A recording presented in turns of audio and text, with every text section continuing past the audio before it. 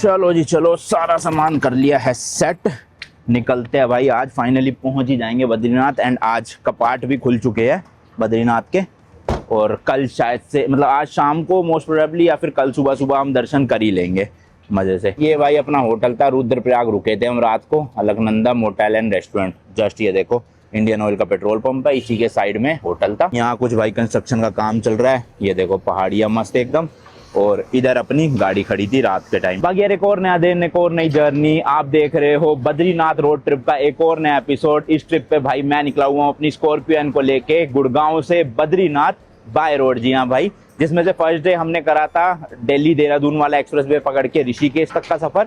Second day हम आए ऋषिकेश से रुद्रप्रयाग, और अब थर्ड डे फाइनली हम रुद्रप्रयाग से पहुंच जाएंगे श्री बद्रीनाथ। जी हाँ भाई, 3 दिन लंबी अपनी जर्नी थी बद्रीनाथ तक की। हालांकि कई लोग 1 दिन में भी कर लेते, कई लोग 2 दिन में भी, बट हमारे पास आराम से टाइम था क्योंकि जो कपाट थे वो आज के दिन खुलने वाले थे और हम निकल 2 दिन पहले ही गए थे। तो हमने कहा रुकते रुकाते जाएंगे आराम से, कोई टेंशन वाली बात नहीं है, जल्दबाजी नहीं करनी। प्लस मेरे कमर में भी थोड़ी सी दिक्कत है स्लिप डिस्क की, तो मैंने कहा आराम आराम से दिन के 5-6 घंटे 7 घंटे ड्राइव करेंगे।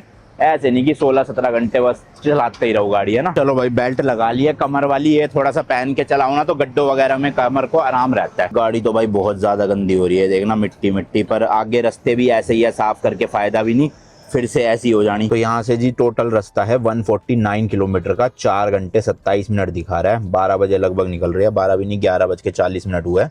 और कितने बजे, 4:09 तक पहुंच जाएंगे। हालांकि थोड़ा बहुत बीच में रुकेंगे भी, लंच भी करेंगे, 1-1.5 घंटा वैसे भी स्ट्रेचिंग वगैरह करेंगे। तो मोटा मोटा 5.5 घंटे के आसपास लगेगा यहाँ से टोटल। तो चलो भाई खींचते हैं फटाफट से। डीजल अपनी गाड़ी में मतलब आधे से ज़्यादा टैंक है ही, तो कोई दिक्कत ऐसा सच आएगी नहीं। बाकी कितना हम चल चुके हैं वो मैं आपको दिखाता हूँ। मैंने रीसेट किया था वहाँ पे गुड़गांव के बाहर निकल के थोड़ा सा। 465 किलोमीटर, इसमें 15-20 किलोमीटर और ऐड कर लो जो मैंने मतलब लेट किया था रीसेट। तो लगभग 480 किलोमीटर हम आ चुके हैं गुड़गांव से इस ट्रिप पे अपनी। वन वे मोटा मोटा 600 किलोमीटर के आसपास पड़ता है, तो आना जाना वही 1000 से 1200 किलोमीटर के आसपास चलने वाली है ये बद्रीनाथ ट्रिप में अपनी गाड़ी पूरी।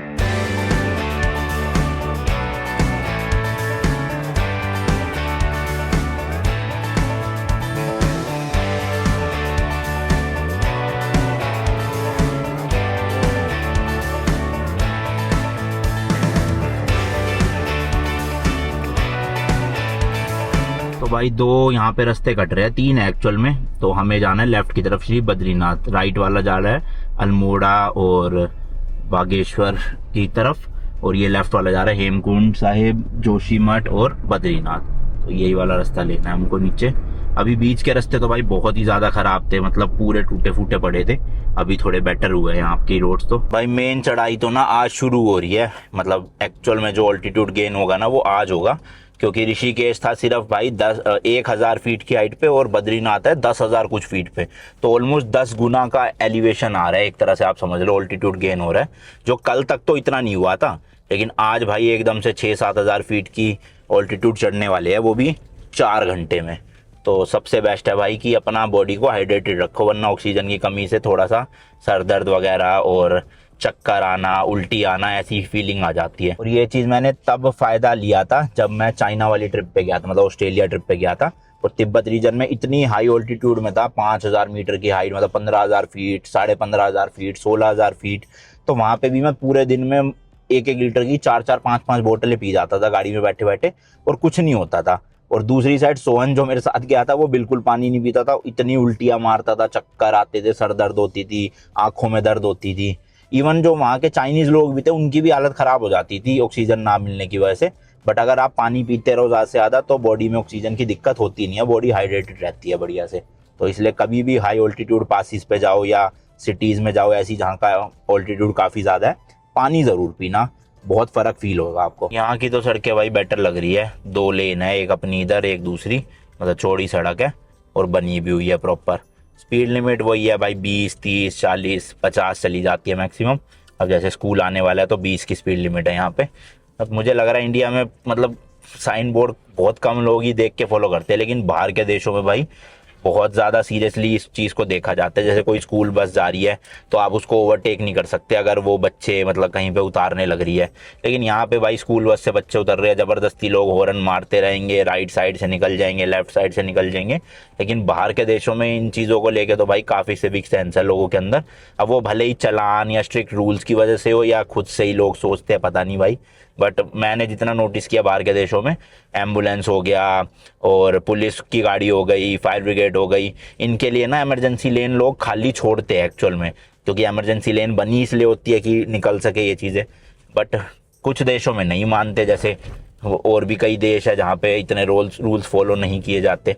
लेकिन यूरोप साइड चले जाओ आप, यूके, कनाडा, यूएसए, यहाँ पे काफ़ी ज़्यादा चीज़ों का ना ध्यान रखा जाता है रोड्स में। ये देखो भाई यहाँ की भी रोड पूरी टूट रखी है, मतलब अभी बजरी पत्थर रोड़ी सब बिछा रखा है, शायद कुछ टाइम में कंस्ट्रक्शन कर देंगे। बट यार अब जब 23 तारीख को कपाट खुलने थे तो मेरे हिसाब से तो ये चीज़ें अभी तक हो जानी चाहिए थी, क्योंकि टूरिस्ट अब एकदम से आना शुरू होगा तो कंस्ट्रक्शन का टाइम कम मिलेगा इन्हें। ओ पेड़ देखो भाई सब, ये क्या मस्त है, पर हो रखे सारे फ्लावर्स इसके। देखो अब यहाँ पे सही है, कुछ कुछ पैच बस ऐसे बीच बीच में आ रहे हैं जो खराब है, वैसे ऑलमोस्ट रोड सही है। और वो भी खराब इसलिए होते हैं भाई क्योंकि आपको पता ही है यहाँ पे कभी भी पहाड़ गिर जाते हैं, लैंडस्लाइड हो जाती है, तो अब जितनी भी बना लो रोड एक ना एक दिन तो आगे टूट ही जाती है फिर बारिशों के मौसम में। तो बनाना तो यहाँ हर साल ही पड़ता है, लगभग हर साल, हर 2 साल में। बट यही है कि मेन टूरिज्म शुरू होने से पहले ही बना के ख़त्म कर दिया जाए तो ज़्यादा बढ़िया रहेगा, दिक्कत नहीं होगी किसी को भी। यहाँ पे तो भाई जगह जगह पे ना ऐसे सुलभ शौचालय बने हुए हैं, फ्री नहीं है, पेड है, पैसे लेते हैं, बट है फैसिलिटीज़ रोड में, तो सही है ये चीज़। क्योंकि होता क्या है ना भाई, ज़्यादातर जो ढाबे होते हैं, छोटे रेस्टोरेंट होते हैं, उनके अंदर वॉशरूम बने नहीं होते हैं। जैसे किसी का घर है तो वो घर के बाहर ही ढाबा खोल के बैठा है तो पब्लिक वॉशरूम नहीं है, उनके घर के वॉशरूम है, या कोई बड़ा होटल या रेस्टोरेंट मिलता है वहाँ पे वॉशरूम्स होते हैं। लेकिन ये सुलभ शौचालय वाली चीज़ सही है कि हर कुछ किलोमीटर बाद एक वॉशरूम मिल जाए तो दिक्कत नहीं होती है। तो मैंने थोड़ी गलत जगह लगा ली है, आगे जाके राइट में लगाता हूँ। यहाँ पे तो रिस्की है थोड़ा खड़ा होना ना, एकदम से पीछे से कोई गाड़ी आ जाए तो यहाँ लगा लेते हैं, थोड़ा सा सही है साइड में, क्योंकि ऐसा सच कोई पार्किंग स्पॉट बना नहीं हुआ है यहाँ टॉयलेट यूज़ करने के लिए, तो यहाँ खड़ी करता हूँ। बाकी जी 94 किलोमीटर बचा है, 2 घंटे 53 मिनट दिखा रहा है अभी भी, मतलब 1 घंटे में मैक्स 30 किलोमीटर ही कवर हो पाएंगे पहाड़ी रास्तों की वजह से। सामने के पहाड़ देखो भाई किस तरह से है, जैसे कटाई कर रखी हो नीचे की पूरी, और कभी भी ये पत्थर गिर सकता है यहाँ पे, है ना, थोड़ा डेंजरस सा लग रहा है देखने में। सूखे हुए पहाड़ है, पेड़ भी पौधे भी ज़्यादातर ना इस पे जो पहाड़ों पे है वो इतने ग्रीन नहीं है, ब्राउन ब्राउन से हो रखे हैं सूखे से। अब ये शायद जून जुलाई में ही सही होंगे बारिशों के टाइम पे। और यार टेम्परेचर तो सही होके ही नहीं दे रहा, 38 डिग्री है यहाँ पे भी, पता नहीं कब अच्छा वेदर होगा। कल रात को बद्रीनाथ में -1 डिग्री हो रखा था, मैंने चेक किया जब ऑनलाइन। अभी देखते हैं वहाँ जाके कितना मिलेगा अपने को शाम को। मतलब आप सोचो 3 घंटे ड्राइव करने पे 38 डिग्री से सीधा -1 डिग्री, 40 डिग्री का लगभग जंप हो गया एक तरह से, सिर्फ 3 घंटे की ड्राइव में। क्रेजी ना भाई। यहाँ पे बट रहा है बीच में ठंडा ठंडा शरबत टाइप का ऑरेंज, और साथ में भाई हलवा और छोले का प्रसाद भी बट रहा है। यहाँ बद्रीनाथ वाली रोड पे ना इतने लोग नहीं दिखाई दे रहे, जो केदारनाथ वाला गोल चक्कर था ना, जहाँ से केदारनाथ के लिए रास्ता कट रहा था, उधर की तरफ लोग ज़्यादा जा रहे थे। तो मैंने वो बताया ना, केदारनाथ के जो कपाट है वो तो 2-3 दिन पहले ही खुल चुके थे, तो अभी ज़्यादा लोग वहाँ जा रहे हैं। और बद्रीनाथ जी के आज ही खुलने वाले हैं, इसलिए मेरे को लग रहा है केदारनाथ करने के बाद लोग फिर बद्रीनाथ जाएंगे। बट आज भी भीड़ होगी, पर रास्ते में मुझे इतनी गाड़ियाँ दिखाई नहीं दे रही। अब ये हो सकता है लोग शाम को पहुँचे तब उस वक्त यहाँ पे गाड़ियाँ दिखे, या ये भी हो सकता है सुबह जल्दी जल्दी लोग निकल चुके हो, तो कह नहीं सकते। फिलहाल इतनी भीड़ नहीं है अभी जितनी मैंने सोच के आया था कि ज़्यादा ही भीड़ मिलेगी। भाई 2 घंटे हो गए ड्राइव करते करते, थोड़ा सा रुक के स्ट्रेचिंग वगैरह कर लेता हूँ, और अब मैगी खाने का ही मन कर रहा है। थोड़ा वेदर भी ठीक ठाक सा लग रहा है, धूप तो है बट इतनी गर्मी नहीं है, मतलब वो 40 डिग्री वाली गर्मी नहीं। तो यहीं पे ये रेस्टोरेंट आया है, ये देखो यहीं पे मैगी मिल जाएगी, और चाय भी है इनके पास कुल्हड़ वाली। ये देखना भाई तोते भी है इनके पास यहाँ पे। हेलो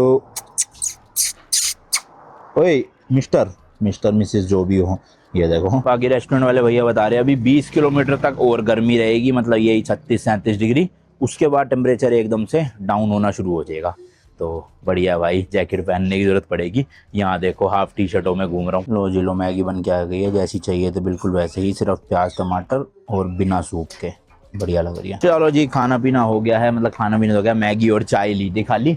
अब ये है कि 2 घंटे का रास्ता है तो नॉन स्टॉप देखता हूँ निकाल दूंगा, वरना लंच के लिए रुक जाएंगे। दर्शन के आज चांसेस कम ही लग रहे हैं शाम को, क्योंकि मेरे को लग रहा है बहुत ही ज़्यादा भीड़ होएगी, फर्स्ट डे है ना आज। तो कोशिश ये रहेगी कि कल कर लेंगे दर्शन, सही रहेगा फिर।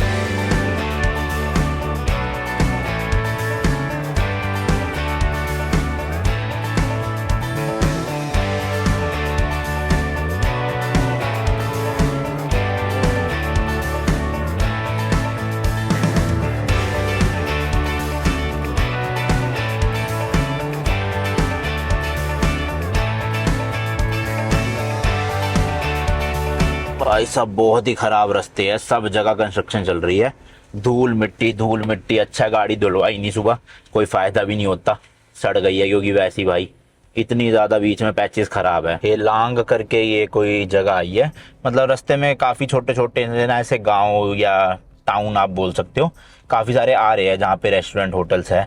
तो ऐसा जितनी ज़्यादा सुनसान एरिया नहीं है, मतलब बीच में पूरी फैसिलिटीज़ मिल जाएगी, चाहे वो वॉशरूम हो, इवन एटीएम भी था यहाँ पे, तो एसबीआई बैंक था, होटल्स हो गए, रेस्टोरेंट हो गए, तो है सब कुछ बद्रीनाथ तक, मतलब प्रॉपरली कर रखा है मेंटेन। बस थोड़े से रास्ते जो पैचेस खराब है वो सही हो जाए तो बढ़िया हो जाएगा सीन। और जहाँ पे मैगी खाई थी वहाँ से लगभग 20-22 किलोमीटर चल चुके हैं, लेकिन अभी तक भाई गर्मी खत्म होने का कोई नामो निशान नहीं है।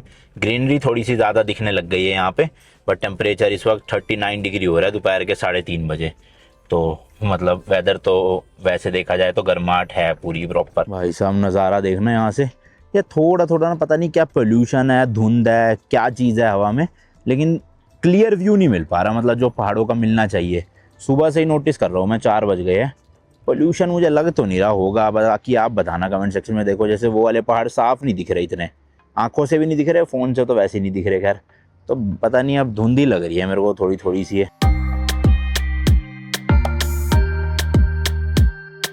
तो यहाँ पे भी ये सुलभ शौचालय था, ये यूज़ करने के लिए रुके हुए थे, और अभी तक 3 सुलभ शौचालय यूज़ करे हैं भाई, तीनों ही साफ़ सुथरे थे, बट सुसु करने के 20 रुपये ले लिए 2 लोगों के, जो कि चलो ठीक है जितना भी है, क्योंकि आप यूरोप जैसे देशों में जाओगे भाई, वहाँ पे 1 यूरो होती है वॉशरूम यूज़ करने के, चाहे पेट्रोल पंप वाले। इंडिया में कम से कम पेट्रोल पंप के तो वॉशरूम फ्री है, लेकिन बाहर तो भाई वहाँ पे ही 1 यूरो यानी ऑलमोस्ट 100 रुपये ले लेते हैं। तो मैं वहाँ भी यही बात बोलता था कि साफ़ सुथरे होने चाहिए और ज़्यादा होने चाहिए जगह जगह पे, भले ही आप 100 रुपये चार्ज कर लो, मुझे तो पर्सनली कोई दिक्कत नहीं है। तो यहाँ पे भी 20 रुपये है, तो उसकी इतनी कोई दिक्कत है नहीं मुझे, बस होना साफ़ सुथरा चाहिए। वो